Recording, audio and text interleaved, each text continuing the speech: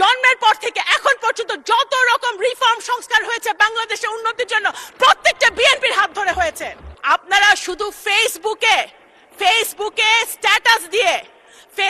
Status দিয়ে viral হওয়ার জন্য বড় বড় কথা বলে পলিটিক্স হয় না। মাননীয় স্পিকার, আমাদের দেশের একটা দুর্ভাগ্য হলো আমরা দেখেছি রাজনৈতিক দলের নেতারা বা নেত্রীরা ইতিহাস লিখতে চায়। যখন আমরা ইতিহাস লেখার চেষ্টা করি, যেমন আমরা দেখেছি গত ফ্যাসিবাদ আওয়ামী লীগ সরকার নিজের আপন মনের মাধুরী মিশিয়ে ইতিহাস বিকৃত করেছিল, সেই ইতিহাস যখন আমরা লিখতে চাই তখন আমরা আপন মনের মাধুরী মিশিয়ে ইতিহাস লেখার চেষ্টা করি। আমি মনে করি বাংলাদেশের ইতিহাস, মুক্তিযুদ্ধের ইতিহাসবিদদের লেখা উচিত, তাহলে বোঝা যাবে কার কখন কিভাবে কোন সময় কোন ভূমিকা ছিল।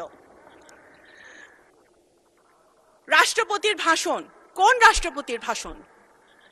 রাষ্ট্রপতি সেই রাষ্ট্রপতি যে রাষ্ট্রপতি আমাদের জুলাই যোদ্ধারা যারা শহীদ হয়েছেন, যাদের রক্ত দিয়েছেন 17 বছর ধরে, যে সকল বিএনপির নেতাকর্মীরা প্রাণ দিয়েছে, গুম হয়েছে, খুন হয়েছে, তাদের রক্তের বিনিময়ে আমরা যে 5ই আগস্ট পেয়েছিলাম, তারপরে যে ইন্টারিম সরকার এসেছিল ডক্টর ইউনূসের নেতৃত্বে, সেই সরকার যেই রাষ্ট্রপতি শপথ পড়িয়েছিলেন সেই রাষ্ট্রপতির ভাষণ, এবং সেই সরকারে আমাদের যারা এখানে সামনে বসে আছে আমার ছোট ভাইরা, তারাও ওই সরকারের সদস্য ছিলেন।